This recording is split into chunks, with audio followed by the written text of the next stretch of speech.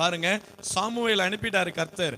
ஐயா, நான் ஒரு மனுஷனை, ஒரு சிறியவனா இருந்த, அவர் பார்வைக்கு அவர் சின்னவன், ஒரு கழுதையை தேடி வந்தவன்.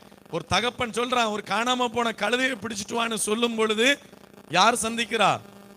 சாமுவேல் சவுலை சந்திக்கும் பொழுது அவருக்கு ராஜரீக ஒரு அபிஷேகத்தை கொடுத்து அவனை சமஸ்த இஸ்ரவேலுக்கு ராஜாவா உயர்த்தி வச்சிருக்கிறாரு.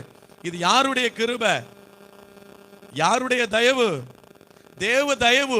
இன்றும் ஒன்னில்லாத குப்பையில கிடந்த நம்மையும் தேவன் இந்தளவாய் ஆசீர்வதித்து உயர்த்தி வைத்திருக்கும் பொழுது கர்த்தருடைய வார்த்தைக்கு கீழ்ப்படியாமல் போவோமே ஆனால் கர்த்தருடைய மனம், தேவனுடைய மனம் நம்மை குறித்து மனஸ்தாபப்படும். அன்று சவுலை ராஜாவாக மாற்றினதற்கு, இந்த ராஜாவாக்கினதற்கு யாருடைய மனம் மனஸ்தாபப்பட்டது? தேவனுடைய மனம் மனஸ்தாபப்படுகிறது. ஐயோ, நான் இவனை போய் ராஜாவா மாத்திட்டனே, நீ போ. மறுபடியும் யாரு ராஜாவா அபிஷேகம் பண்ணினாரோ சாமுவேல்கிட்டயே கர்த்தர் சொல்லி, நீ போ. அவன் செய்தது என்ன? என் வார்த்தைக்கு கீழ்ப்படியவில்லை, என் கட்டளைக்கு கீழ்ப்படியவில்லை. அவன்கிட்ட போய் சொல்லு, நான் அவனை ராஜாவாக்குனதுக்கு என் மனம் வேதனைப்படுது, அவனை தள்ளி அவன் ஸ்தானத்துல இன்னொருத்தனை வைப்பேன்னு சொல்லி அதுவரைக்கும் சாமுவேலோடு பேசிக் கொண்டிருந்தவர். இந்த காரியத்துக்கு பிற்பாடு சாமுவேலை சவுல் சந்திக்கவில்லை என்று சொல்லப்படுகிறது. சரியானபடி ஆலோசனை கிடைக்கவில்லை, தேவனுடைய ஆலோசனை கிடைக்கவில்லை. நல்ல ஒரு ராஜாங்கம் தான் பண்ணி கொண்டிருந்தாரு. இப்பொழுது சாமுவேலுக்குள்ள என்னாவி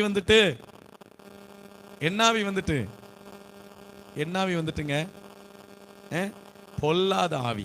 இது யாரால் அனுப்பப்பட்டது? தேவனால். சில நேரங்கள்ல கர்த்தருடைய வார்த்தைக்கு கீழ்ப்படியாமல் உலகத்தின் காரியத்தில் நம்முடைய கண்களை பறக்க விடும் பொழுது, அவன் பாருங்க, கர்த்தருடைய வார்த்தையை நிறைவேற்றுவதற்கு பதிலாக அந்த அமிலைக்கீரைகளை வெட்டி போவதற்கு பதிலாக அவனுடைய மிருகங்கள், அவனுடைய குடும்பங்கள் எல்லாத்தையும் நீ சோழி முடிச்சிருன்னு சொல்லி இருந்தாரு. அவன் என்ன செஞ்சிட்டான்? அவனையும் உயிரோட வச்சு என்ன செஞ்சிருக்காரு? பிடிச்சு வச்சிருக்கிறாரு. ஆடு மாடுகளையும் பிடிச்சு வச்சு கர்த்தருடைய வார்த்தைக்கு செவி கொடுப்பதை காட்டிலும் அவன் என்ன செஞ்சிட்டான் தெரியுமா?